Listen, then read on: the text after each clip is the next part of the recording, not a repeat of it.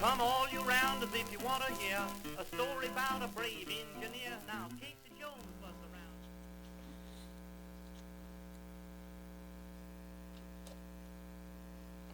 Oh, hello. My name is David, David Mays. Oh, pardon me. Again, my name is David Mays. Going to be your host for this edition along the Model Railroad line. Been doing a little scenery work here on my switching layout. Been planting some trees, kind of like this one, which will be the subject of a future video. But for this trip, I'm going to do a little show and tell. I'm going to tell you the story behind this little HO scale tool shed that I made a few years ago. Something unique about it. So with that, again, I invite you to climb aboard. Let's take another trip along the Model Railroad line.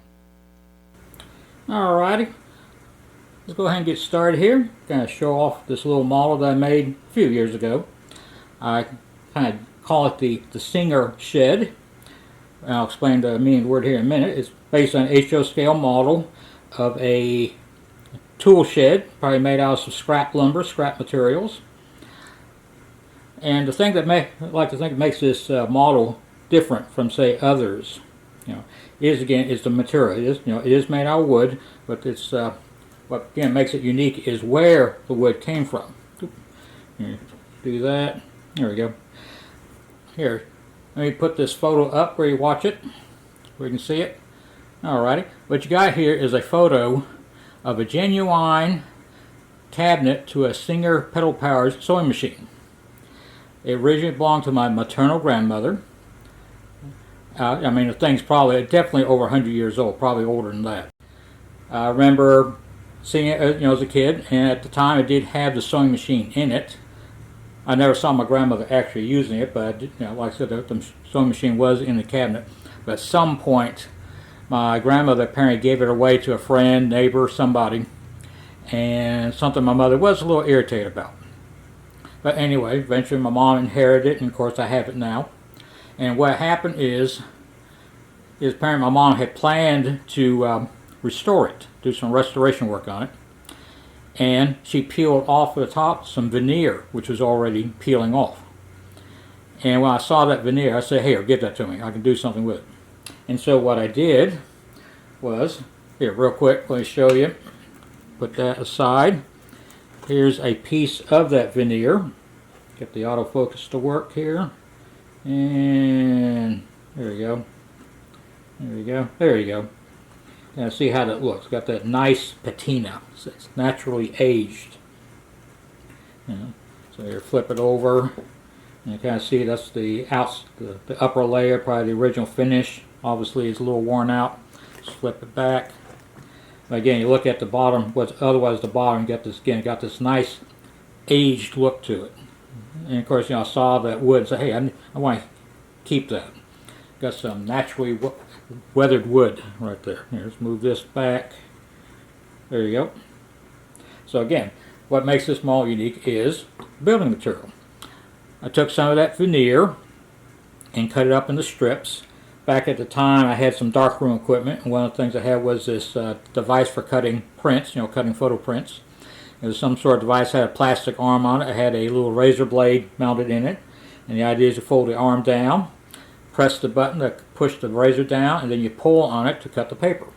And I tried using that to cut these strips of wood, and it worked okay.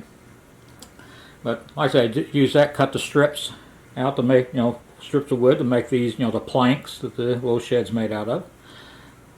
The wood itself came out, maybe a little over scale. I mean, the board, checking it with a scale ruler, the boards are like 3 inches thick.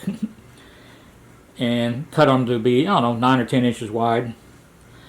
The size of the shed itself, the Singer Shed, works out about 12 feet wide here, and then here's about 8 feet deep.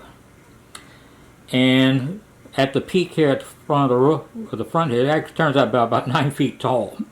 So this is a tall shed. I mean, the door itself is maybe about 3 feet wide, but it's like 7 feet tall.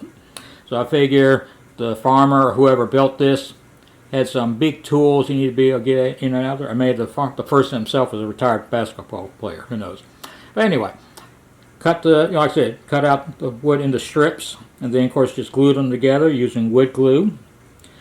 Kind of mix them up so you got all these different shades of brown. Like I said, that's all natural, no weathering. And that's the side. Let's turn around and look at the back. Again, kind of mixing the wood up so you get all these different textures. Just turn it that way. Again, same effect. And the roof, how I did that, kind of corrugated metal, corrugated sheet iron.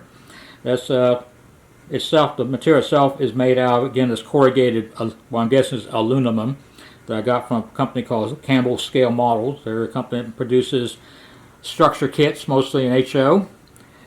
Been around for years, and of course you can also buy stuff like this, corrugated metal and other, doors, windows, whatever, for do any kind of scratch building or kit bashing you might be doing. The panels, roof panels, are themselves painted with Floquail SP Southern Pacific Gray. That's the sheet iron came with some instructions which suggested using that color. Came out real good. Went back and of course weathered it. Washes, chalks, stuff like that. And of course, in the process, the material kind of got some bends and creases and other stuff in it, which of course just adds to the weathering effect. So again, you've got this shed, this tool shed that's been made from recycled materials. Like I said, the door itself, again, made out of the same material. Again, the assumption being, of course, there's a wood frame inside. Of course, the door has its own wood frame. You just nail some planks up there. If you look real close right there, you can see what's basically a door handle. If I turn it a little bit, it might show up a little better. Let's see, make sure the autofocus is doing this thing. Yeah, there you go, kind of, right about there. Again, that's just a piece of brass wire, bent and drilled a couple holes, stuck it in there, glued it on with some, I guess, some super glue from the inside. The like I said, everything else is already glued together, just wood glue. Other details, probably a little easier, stands out more on the back. I did go back with a pencil and put in nail heads. Supposedly the nails, probably have rusted, so it's a little easier to see them. Again, that's just a nice detail. Structure doesn't really have an interior per se, but kind of look at the inside. Oops, there you go. Glued a couple of toothpicks in there to provide some bracing. You can see deeper down in there, you got the subroof. I think that's actually made out of a piece of cardboard. Just glued it in there again with the wood glue, and then the corrugated metal on top. Hold on, there we go. Was probably just glued on with, say, some Wasser's goo, type of contact cement. And a couple other details. Some of the wood already has some kind of ragged edges, and to take advantage of that, there's a little spot down here at the corner of the door where I deliberately took a couple of pieces that did have sort of some, like I said, some ragged edges there, and glued it down there to kind of look like, where the wood's already rotting a little bit. So, like I said, kind of a nice little shed. Only took me maybe a couple hours to make it. I mean, it probably took longer to cut the strip of wood than it did actually glue everything together. So, alrighty. Alrighty. Well, I hope you enjoyed that little trip along the model railroad line. Told you the story behind what I call the Singer Shed, how I did that.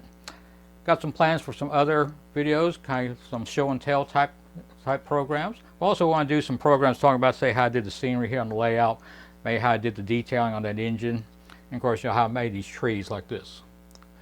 So in the meantime, invite you to check back soon, and we'll take another trip along the model railroad line. But in the meantime, you have a good day and get some modeling done, and we'll talk to you soon. All right, bye. Mrs. Jones had on her bed a sign. Just received a message that Casey was dying. Said, go to bed, chillin', and hush your crying, 'cause you got another popper on the Salt Lake mine. Mrs. Casey Jones got another popper. Mrs. Casey Jones on the Salt Lake mine. Mrs. Casey Jones got another popper on the Salt Lake line.